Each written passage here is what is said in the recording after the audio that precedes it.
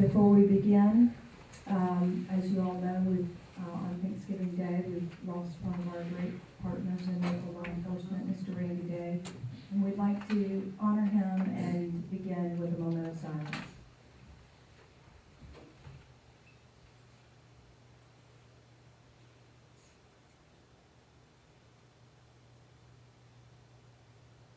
Our dear Lord, Heavenly Father, we thank you today, dear Lord, and we just thank you for everything that you do for us. We thank you for this time of the year, dear Lord, we can celebrate the birth of your Son. Dear Lord, we just thank you for this community. Thank you for what is going on. Dear Lord, we just ask you to fill the void that we have. We're losing Randy. We've lost some great leaders of this community in the last year. And the void is hard to fill, dear Lord. We just ask you to help us with that. And just help us now as a board that we will make decisions that are good for this community. In Jesus' name, amen. Pledge allegiance to the flag of the United States of America and to the republic for which it stands, one nation, under God, indivisible, with liberty and justice for all.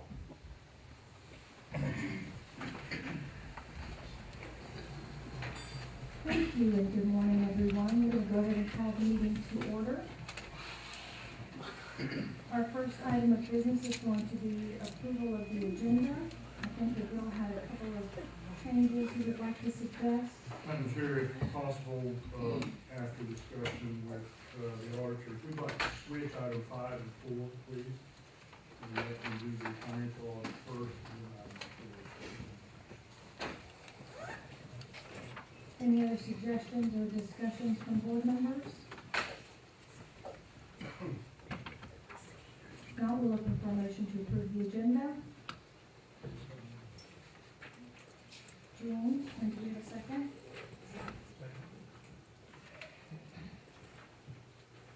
All those in favor? Mr. Coleman, we're not required to do public comment on the agenda.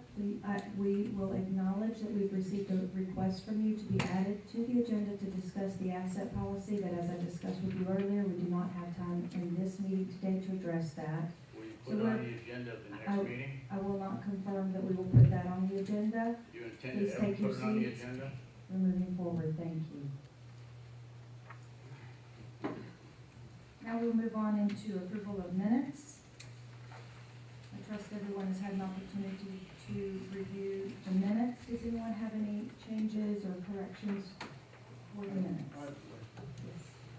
On the incubator manager RFP, I thought that we agreed that Doug Jensen was gonna help in that process. I recall we discussed that they were going to work on the RFP and bring that back. I don't know what the status of the RFP is. Do I you? know, but when we were discussing it, well, he can correct me if I'm wrong, that he agreed to be a part of the process of looking over the applicants and making a recommendation, to the board as well as you and the staff. I don't think we've gotten to the applicants part. They were, as of the last meeting, just working on the actual RFP, is that correct? Do you want to give an update on the status of the RFP? We have not. What I'm saying here is that the minutes only says that you and the staff's going to do it. That's what I'm asking. If Doug agreed, if we agreed as a board for him to help, shouldn't we change the minutes? If I recall correctly, there was a concern about having 2 board members on that Yes. group. Well, you couldn't get together, we discussed that. You couldn't get together, but you could be We still can on. do it separately. Right. Yeah, you can do it separately. Together, because then it would have to be sunshine. Yeah, Right. yeah, So we then- talked about that. Right, so then I took it that we would just have the chair do it, because we didn't wanna have another sunshine committee. No, we knew that. We knew that. Well, that's what I put, it would just be the chair. I'm not sure, I What was it think, exactly? did, but I think the issue that Christie is stating is that she was concerned, and I don't know the answer to this, Ken can answer it. Even if we met separately, if we created a committee to do this RFP that consisted of board members, even if we met with the board members separately, would it still be a sunshine regulated committee that would have to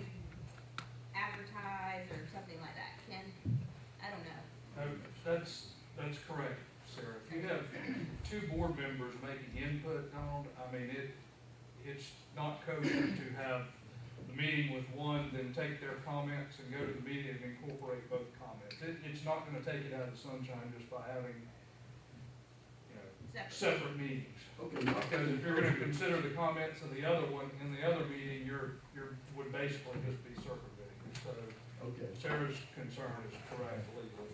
But not being kosher and against the law, is that two different things? It's just a nicer way of saying it. It's Okay. not, I would never recommend you do that. In fact, I would recommend you not do that. Leave it to one board member.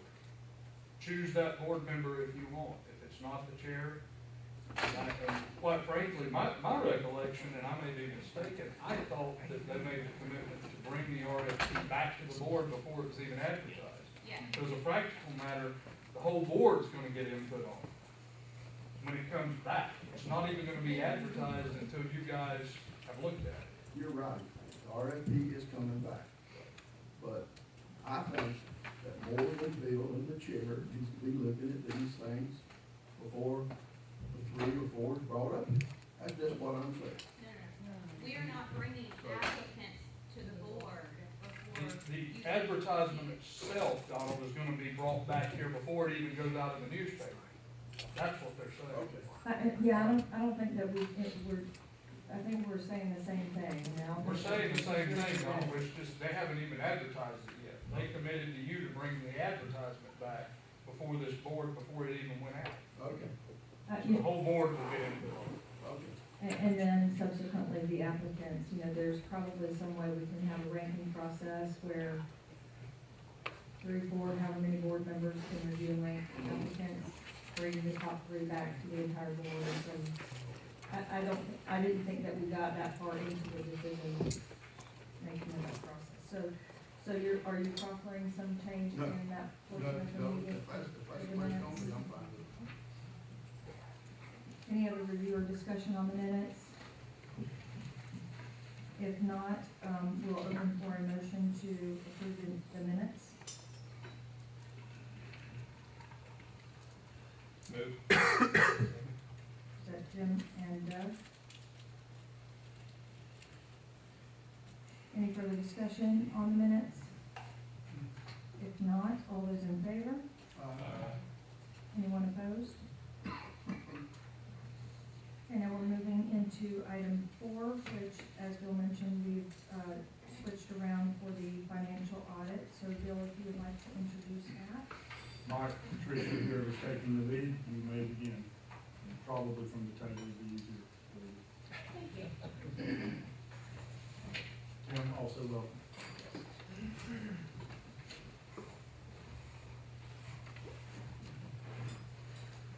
Is this on? Madam Chairman, members of the board, it's a pleasure to be here this morning.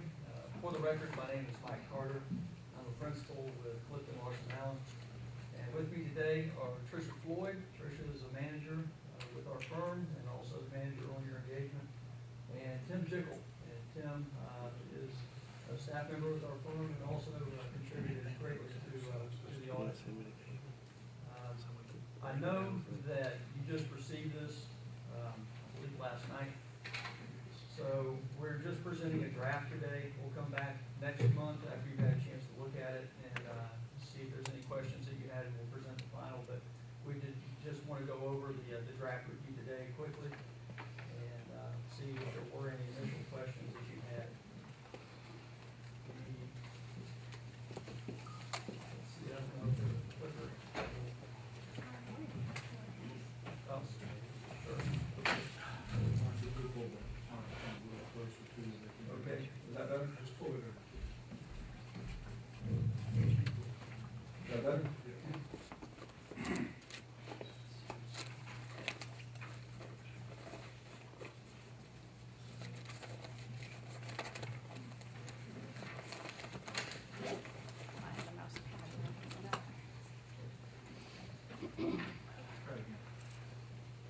Is that?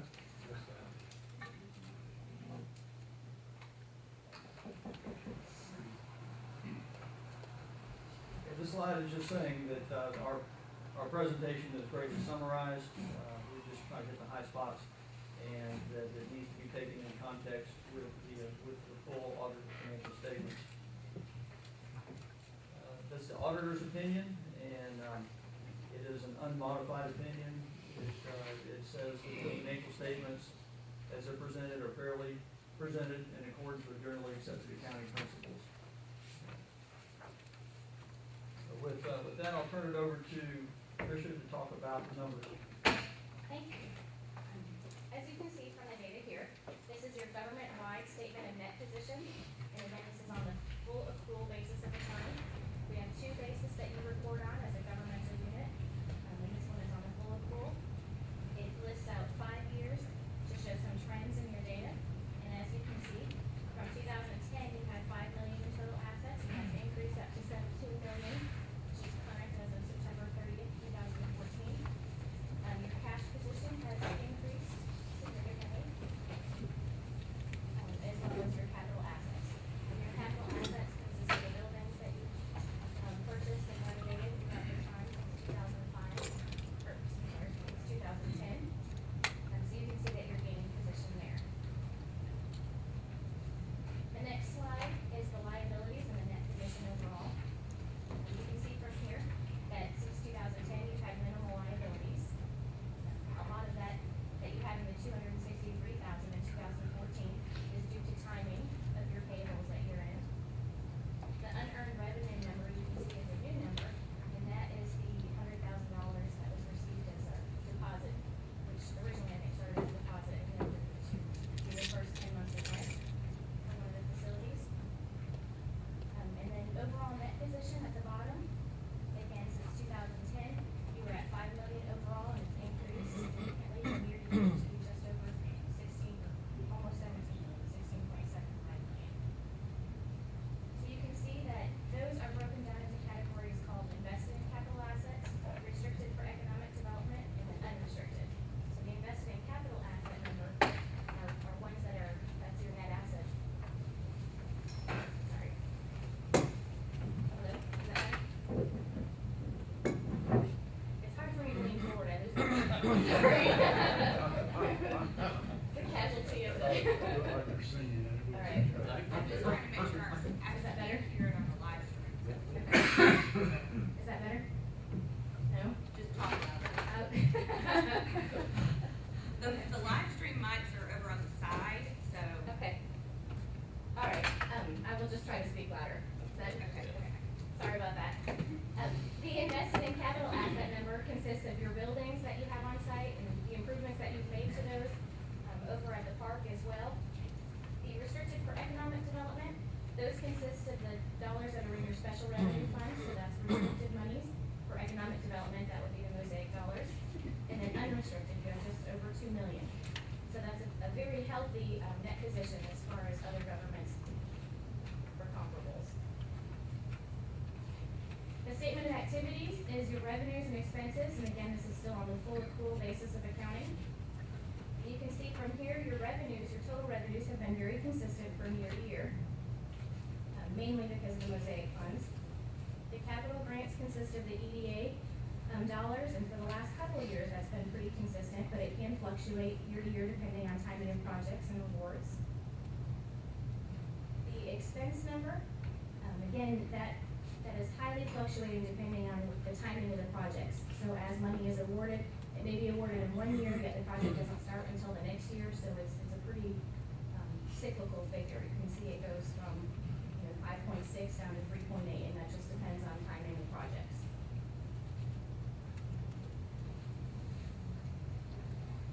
And then the change in net position. And again, this is still on the statement of activity, so this is still full accrual. You can see that 2013, there was a loss. In 2014, there was a $1.9 million increase in net position. For those of you in the for-profit world, this would be your net income. And that is, again, highly fluctuates just depending on which expenses you have which year and the timing of the projects.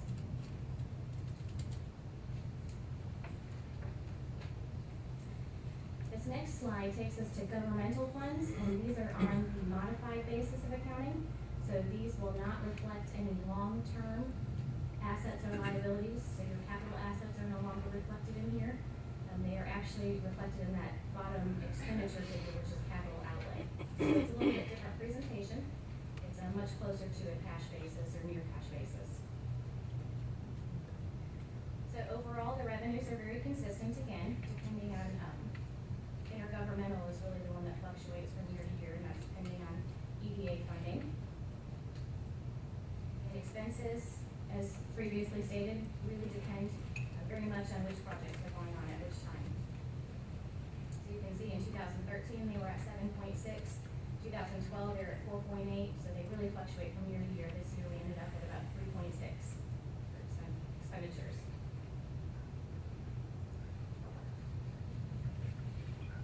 The next slide is the graph, so you can see how the revenues are put together from a pie chart perspective, and obviously the biggest chunk of your revenues are the mosaic income dollars. The next largest chunk is the blue chunk, and that is the intergovernmental, which mainly consists of the EDA grants that were received. Charges for services, that includes your fruit from the grove, their grove income. That includes the rental income of the facility or of the buildings that you have on hand. And then there's minimal miscellaneous income. The expenditure types. The capital outlay is the largest portion of your expenditures at this point. And again, just depending on which projects you happen to do, if you're building a spec building or if you're having to give away the money for other purposes, you can see economic environment is about 38% or 36%. And general government is really what costs to run your operations for the 11%, and there are a couple other things in there as well.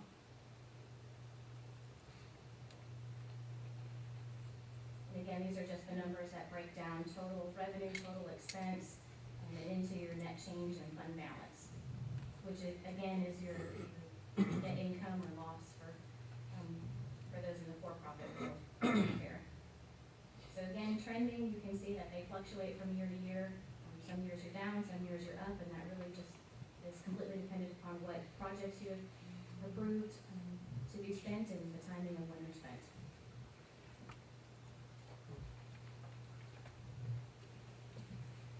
This is the fund balance slide, and we like to talk about that because I think that's important for what you have available.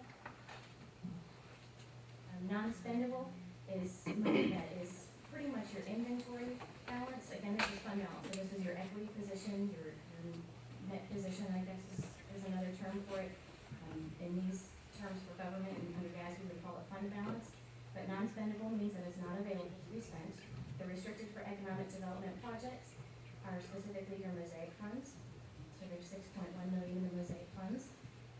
And again, they can already be awarded or they may not have been, so that's just depending on timing again.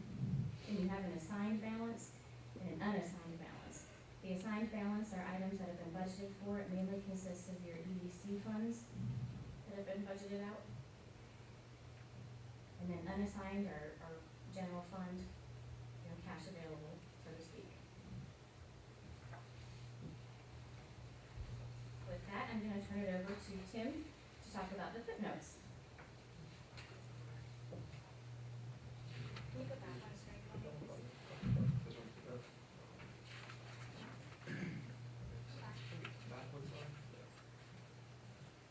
For footnote 1, summary of significant accounting policies. This is going to be the footnotes of the financial statements. You'll see that Hardy County Economic Development Council, EDC, still considered a blended component unit. For new accounting pronouncements under GASB for government standards, GASB 65, which is items previously reported as assets and liabilities. Footnote 5 is with regards to related party transactions. I want to point out that it's a required disclosure by auditing standards. We don't consider it an error or a finding.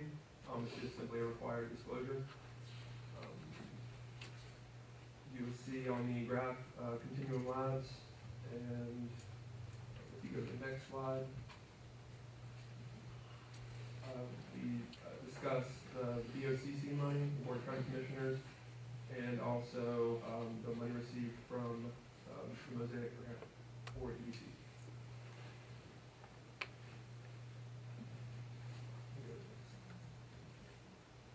Footnote 8 is commitments. The authority approved the budget for grants awarded for the year ended for 2015. This includes all additional revenues from Mosaic Fertilizer at 3.5, which is also what you had received in 2014.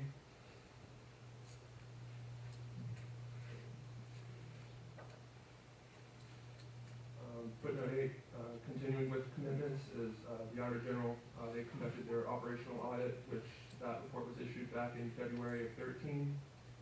They are currently back and following up on those findings, and it's currently in process, and there's not been a report issued as of today. Other reports, I'm going to turn this back over to Mike.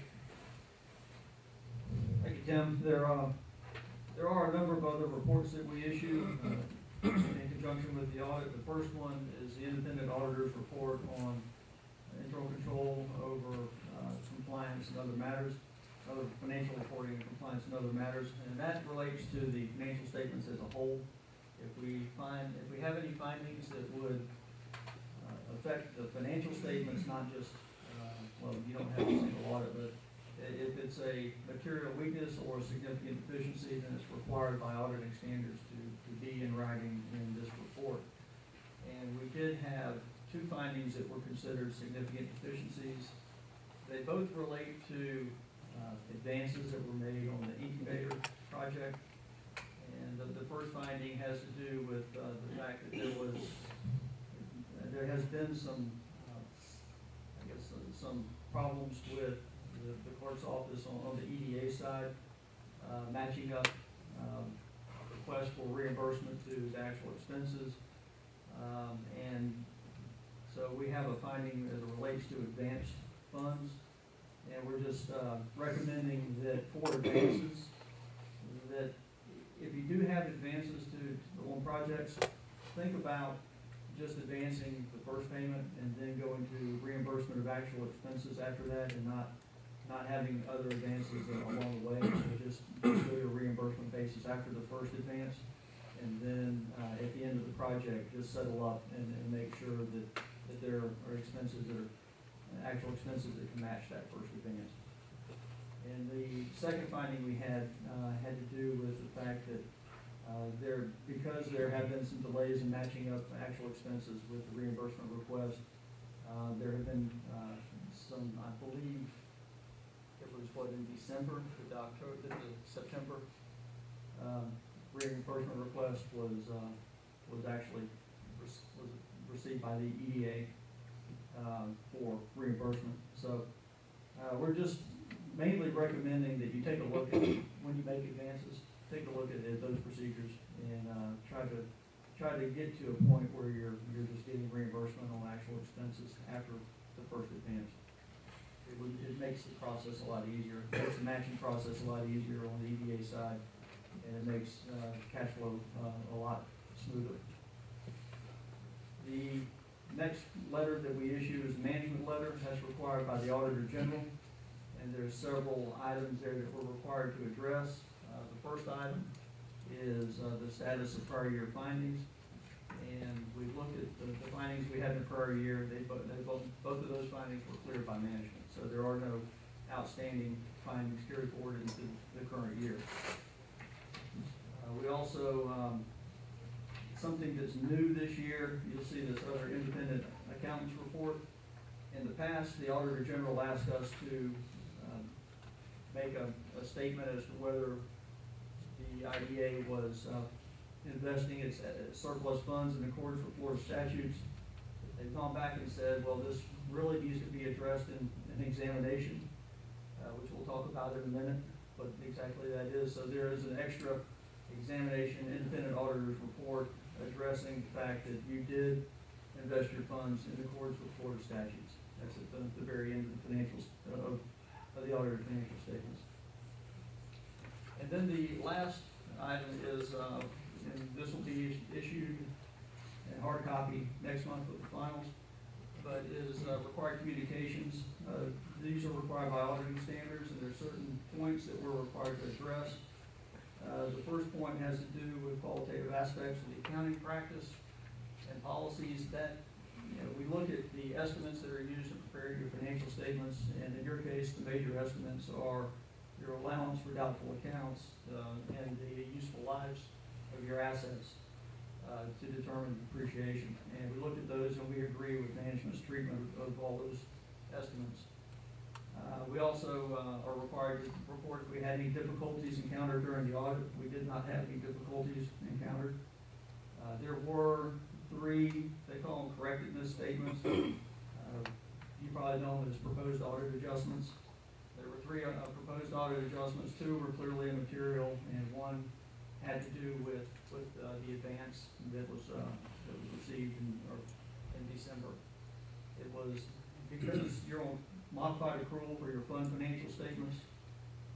The policy of the IDA is that funds received after 60 days are not considered available, and so they're not recorded as revenues, they're recorded as unearned revenues. We did have that situation with the reimbursement request in December that related to September.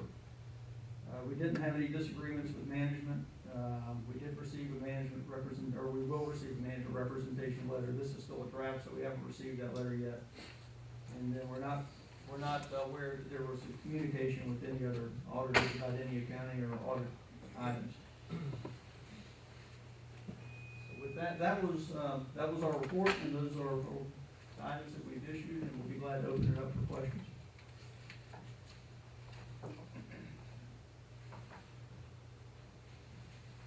Do any board members have any questions to start out the discussion?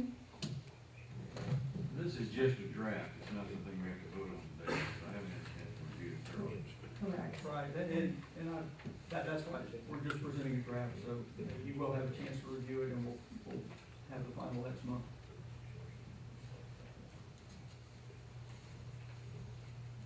Mike, when you're talking about the advances, who are you talking to? That particular instance had to do with the incubator.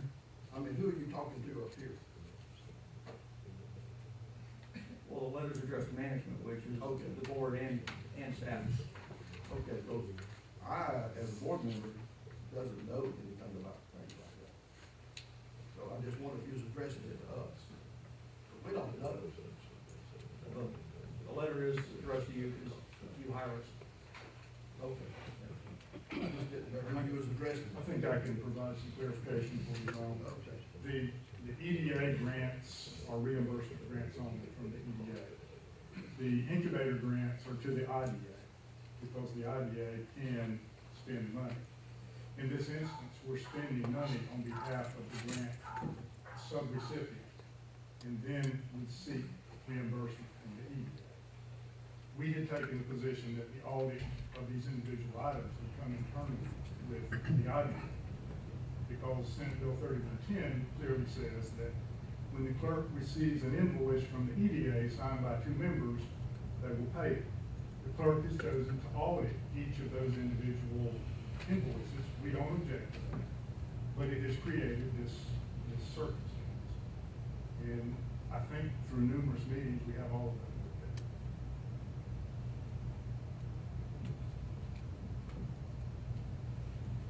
But, so your suggestion on how to handle those types of projects moving forward, where we're managing a grant on an EDA project, is basically to make sure in the budget there's a determination of what should the initial advance be, and then have some basis to reimburse on expenses moving forward.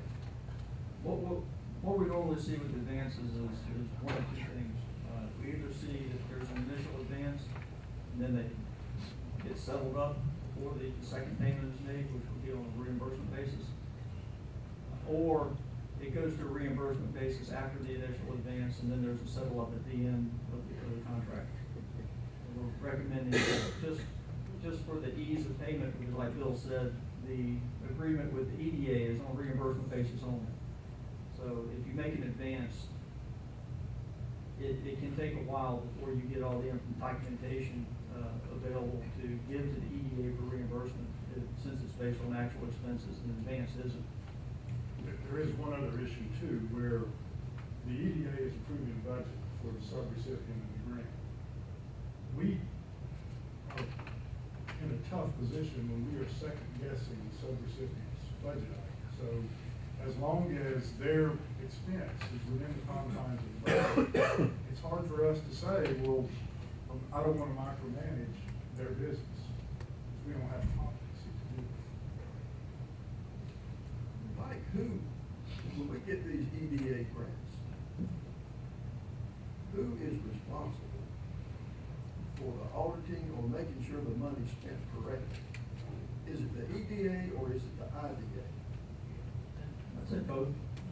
IDA will submit a reimbursement request to the EDA, and the EDA, it goes through their audit, which I would imagine would be audited on the IDA side to make sure that it's all correct.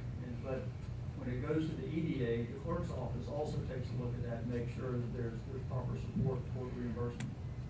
Okay, they look at the receipts, they make sure everything's in line, I mean, they make sure everything's made properly and all that kind of stuff. Yes. So the EDA does that? The EDA does that ultimately, yes. Okay, so we just spend it and let them deal with it? Well, not exactly. You spend it and you gather, you still have to provide the documentation to the EDA for reimbursement. So on the IDA side, you still need to make sure that that documentation is there before you submit the reimbursement request. Okay, so this board is not responsible for that money? That's what I'm trying to find out. If the money, we get the money and we give it to whoever, and they misappropriate it somehow, we're not responsible, because we don't get to look at all this stuff. Well, ultimately, the IDA would be responsible, because if the EDA determines that it's not a reimbursable expense, then you would end up eating that. See, all I see in the financial every month is this person got $40,000, this person got $20,000. But you never see what they've done with it. You never see any receipts, you never see anything. So I'm just, it just makes me a little queasy to be responsible for this kind of stuff. Well, I mean, that's what management, well, part of management's responsibility is to make sure that documentation is obtained. And they have been submitting the reimbursement request for a number of years now, and they have been reimbursed by EDA, so management is making sure that they're supporting documentation. So. Okay. Yeah, just to clarify the process a little bit, before the IDA management, the staff, ever submits a reimbursement package to the EDA and to the clerk's office ultimately for their final review of it, we require the grant recipient to provide us with receipts, canceled checks, and bank statements. So we are reviewing all three of those items and placing it into the reimbursement request package that ultimately goes up to the clerk's office. So it has an initial review by staff at the IDA level. It actually then goes to the county manager's office, where they have a second level of review. And if there is anything that they question or anything that happens to be missing, they will notify us. We go back and correct that. If there's not, then the county manager's office then sends it up to the clerk's office. The clerk's office does the final review of it and ultimately signs off to grant the reimbursement back to the IDA. So there are several levels of review that each request goes through before it gets reimbursed back to the IDA. So we have, quite a few protocols in place and several eyes looking at every receipt, every canceled check, and every bank statement before it gets paid back. And the applicants now are pretty well calling us before they spend money to make certain that it is going to be reimbursed. Mike, if this just say the incubator, who is going to do the audits on that? Is that something you're going to do, or the Auditor General's going to do, or Charlie's going to do, or who's going to do the audits on those at some point?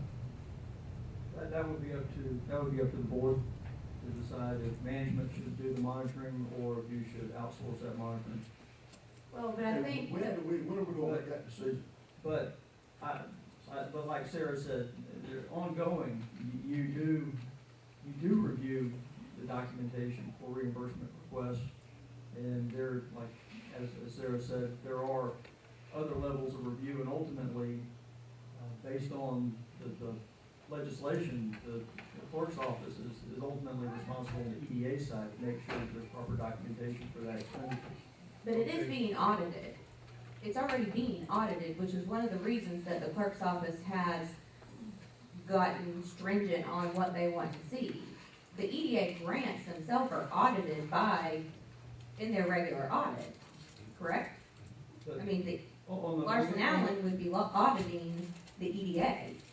On the clerk side, we do audit the EDA, and we do test the sample for those expenditures.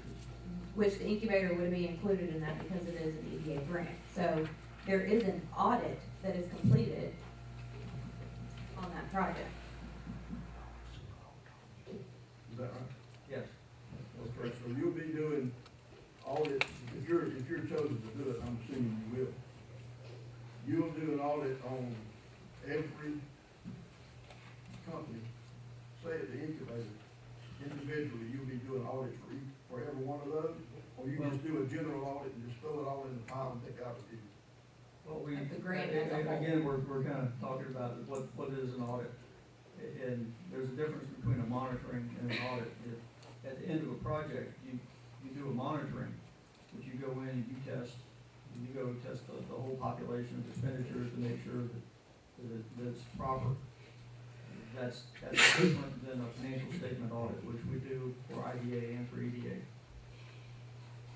You just lost me. Now, so the money that the EDA sends out, you're just gonna mentor that or monitor that? You're just gonna monitor that, you're not gonna do an audit? That's up to IDA's management to determine the monitoring procedures on those grants. Okay, it's not up to the board. Well, the board is ultimately responsible because you oversee management. But the management handles the day-to-day operations, so yes, it would be up to them. Okay, so, well, I don't wanna go to jail, you know what I'm saying? I just wanna make sure that if I am responsible for something, I'd like to be involved in it. If I'm not responsible, then that's okay. If management is responsible, then that's fine. I just need to know for me that if there's, public funds that are misspent or whatever, I don't want it coming back on me. I'm trying to protect me. Well, for those project expenditures that are reimbursed by EDA, as Sarah went through, there are several levels of review that it goes through. So you can know that it's not just IDA management or EDA management. There's also, as Sarah said, there's also on the VOCC side. So there's a lot of eyes looking at that. and I think also, Yeah, but it's my eye looking at it if I'm responsible. That's what I'm asking. I guess it would all depend on what the board wants to see from management on those expenditures. But if it makes you feel better, when the Auditor General came in and looked at it, they only had one comment on EDA, and they were pretty well fine with EDA's procedures. Well, we're the IDA. Okay. All right.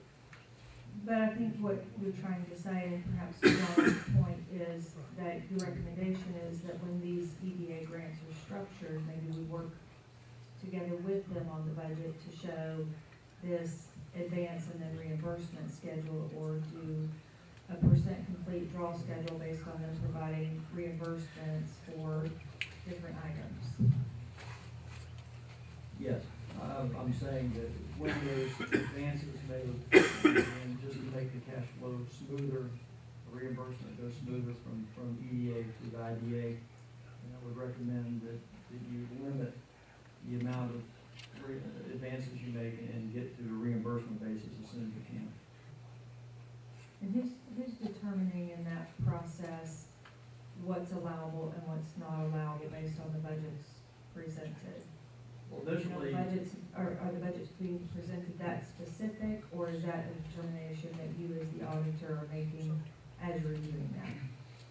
Well, initially, management takes a look at what you received from the sub-grantee, to see if it's an allowable reimbursable cost. And then it will go through the channels, and then the clerk's office, if it's an EDA grant, will also take a look at it and make sure that it's a reasonable business expense and that it's reimbursable.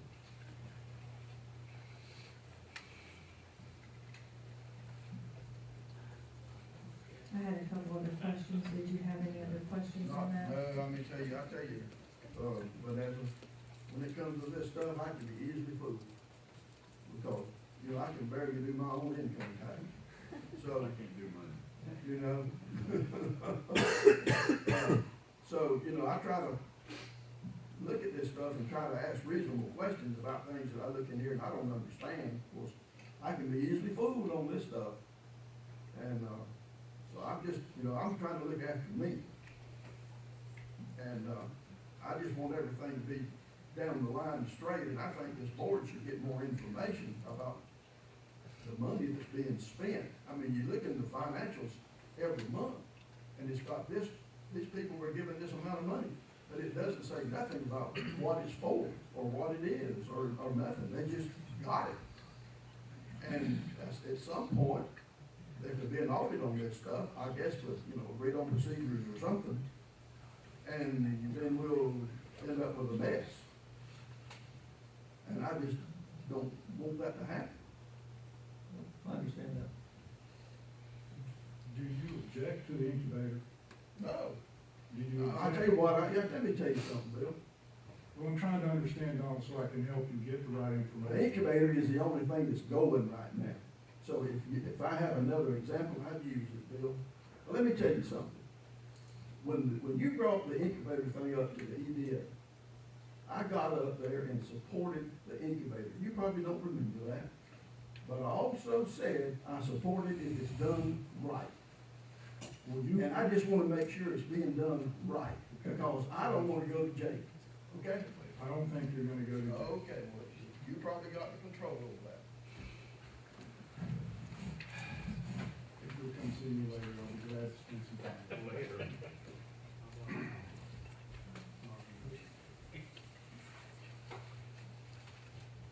Okay, so I have, a couple of additional questions. I just wanna make sure that, that I'm understanding how some of the things are calculated. For the capital assets that you have listed for us, that would include all of our holdings for buildings, land, road, all of those things. And how do you determine, is there a list included somewhere of what all is included in our capital assets that you can provide?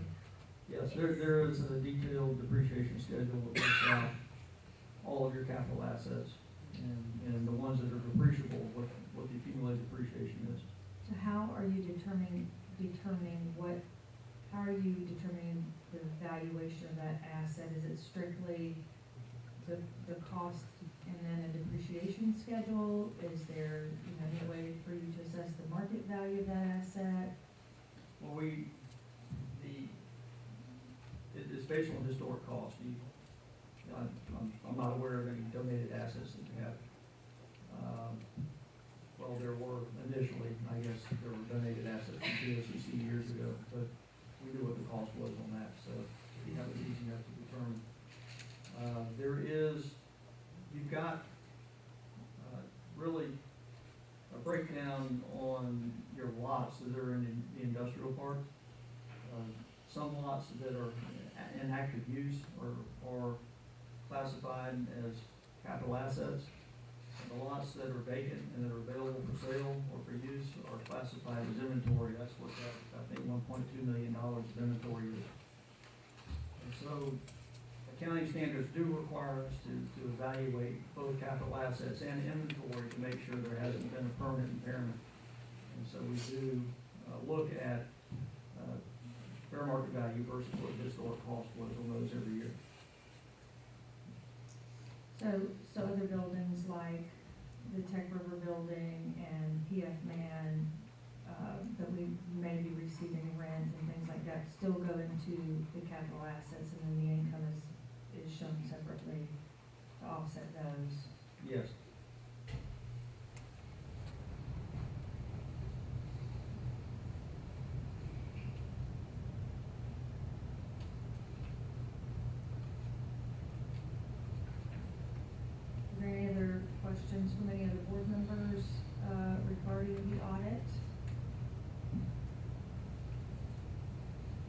probably haven't had a lot of time to review and go through that, and probably will have a lot of other questions.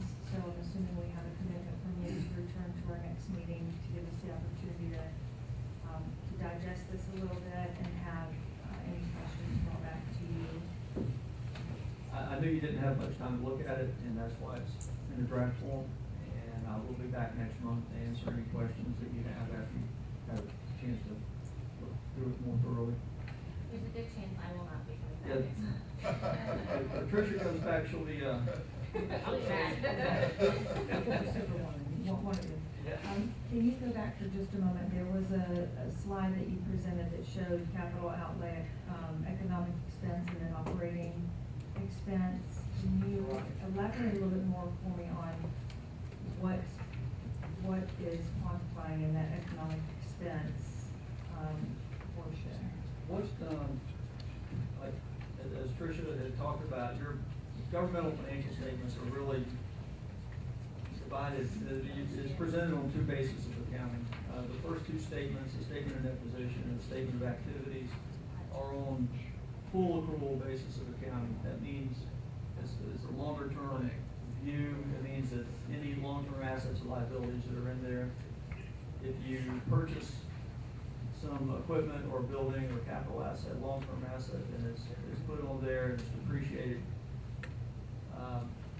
And if you were to have debt and you were to make debt payments, then the principal payment would be applied against the liability. The statements behind it are fund financial statements, and they're on modified accrual basis of accounting, which is cash or near cash. And that means that if you buy a piece of equipment any particular year, it's called capital outlay. And there's a reconciliation in financial statements between the two bases of accounting. That's, in your statements, that's the main difference, is how capital assets are handled. In the full accrual statements, they're shown as an asset and depreciated. In the fund financial statements, they're shown as an expenditure the year you spend money on it. And that's why when you look at the first set of statements, there's not a capital outlay line in your expenditures or your expenses, but there is in your fund financial statements.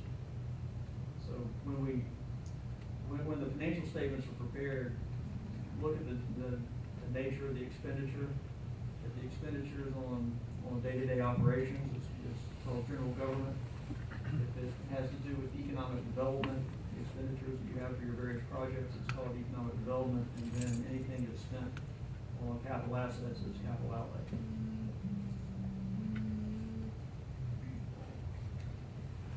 Any other questions or comments from board members? In terms of the recommendation,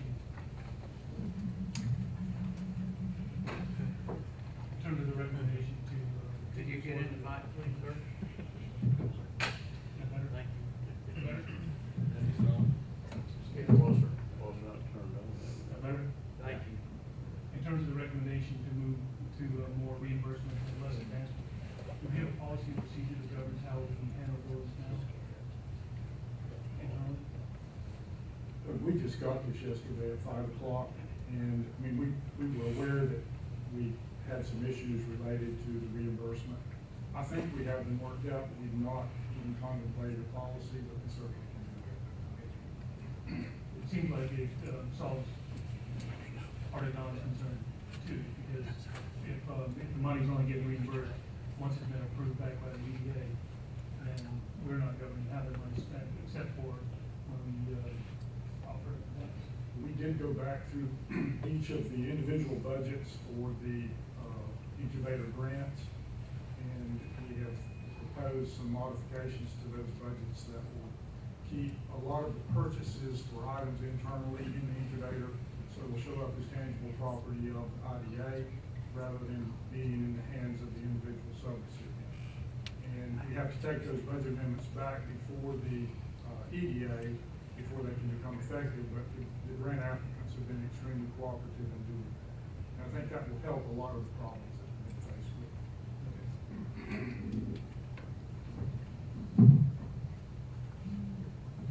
Any other questions or comments from board members? If not, we will certainly acknowledge receipt of the report today, and we would like to have further discussion before formally accepting drafting the report. So I'm sure we'll have you come back to the next meeting and get that on the schedule so that we can have that discussion. Public participation? No, sir, there won't be public participation. Please take your seat. Thank you.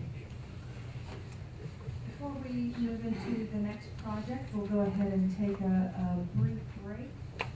And we could have everyone, come back together at 9:30.